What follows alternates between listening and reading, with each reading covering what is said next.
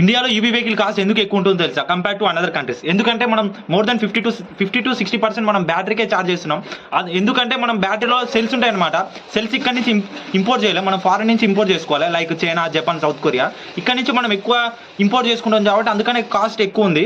And మన India చాలా try చేస్తుంది ఈ కాస్ట్ని రెడ్యూస్ చేసేందుకు. ఎందుకంటే మనం ఈవీ వెహికల్స్ని ఎక్కువ వాడితే మనకి పొల్యూషన్ తగ్గుతుంది. అండ్ అని గవర్నమెంట్ డిసైడ్ చేసుకుందని నాకు తెలియదు, కాకపోతే అది నా పర్సనల్ ఒపీనియన్, నేను అనుకుంటున్నా.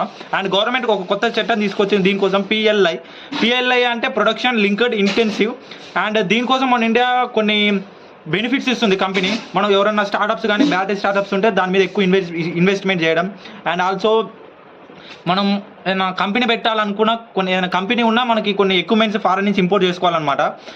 ఆ ఇంపోర్ట్ చేసుకోవాలన్నా కొన్ని ఎక్విప్మెంట్స్ అవసరం ఉంటాయి. దానికి అది ఇంపోర్ట్ చేసుకునేటప్పుడు కొద్దిగా దాన్ని ట్యాక్స్ అనేది రెడ్యూస్ చేసింది ఇండియా. అండ్ అది కూడా బెనిఫిటే. అండ్ ఇండియా కొన్ని ఫేస్ చేయాల్సిన ఛాలెంజ్ ఉంటున్నాయి. అవి ఏంటి అంటే హ్యూజ్ ఇన్వెస్ట్మెంట్ అవసరం ఉంటుంది. అండ్ టెక్నాలజీ గ్యాప్ చాలా ఉంది.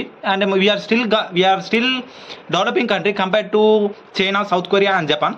And that's all for this video. ఒకవేళ మన ఇండియాలో ఈవీ వెహికల్ కాస్ట్ తగ్గితే ఎట్లా ఉంటుంది అండ్ ఏమేమి చేంజెస్ కనపడతాయో ఒకసారి కామెంట్ చేయండి.